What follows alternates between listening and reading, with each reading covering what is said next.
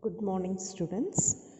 We have seen that the Piaget has said the intelligence is a tool by which an organism arranges its experiences and modifies according to the environment.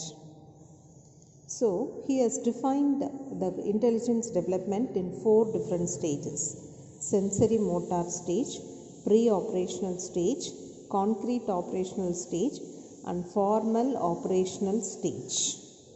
In this video, let us discuss about the educational implications of Piaget's theory. So, educational implications are nothing but why we have to learn, what is the use of learning all these theories. Okay. So, when we learn this theory, we could understand that we should not provide only verbal learning in the classroom. Instead, we have to provide them with a true learning, that is where they acquire the experience of learning the new things.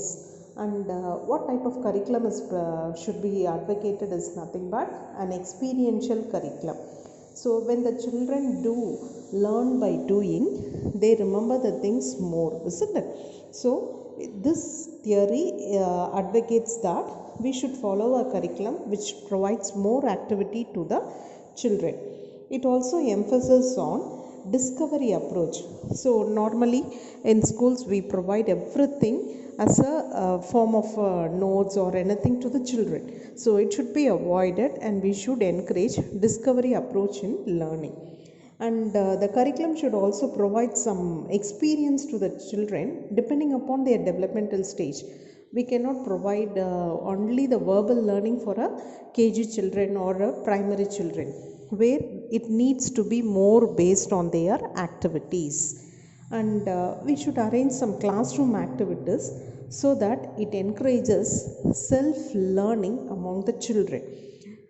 As a teacher, we can arrange many classroom activities, not only reading and writing inside the classroom, but also an activity that will be either in the form of a co-curricular or any other activity that will enhance a child to participate in the teaching learning process.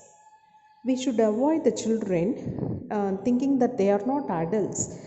Each one is different from one another, so they have individual differences in learning. So we have to provide learning according to their ability, and normally we expect every child to learn in the first moment when we teach, isn't it?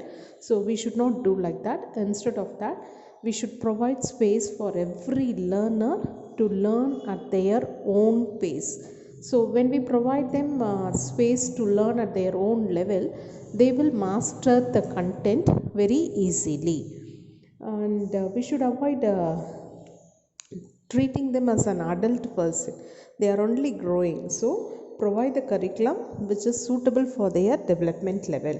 And we should not make all the children to proceed in the same process of learning. Instead, provide them enough space to learn the things. And we should give them moral and intellectual growth so that they enhance their personality also when they learn. So for the primary class, we should follow an activity approach in providing the curriculum. And concrete methods of illustration, like using an teaching aid or demonstration at the middle school level. And when they go for a higher classes, we can go for a lecture method or verbal method of teaching the content to them. So this theory states that the intellectual growth of a child is modified from one stage to another, and it is the modification of the schemas which already exist in them. And we should provide a very good learning experiences so that their cognitive development is enhanced in nature. So by learning this theory, as a teacher, we can provide the learning activities to the children depending upon their stage of development. Okay, thank you.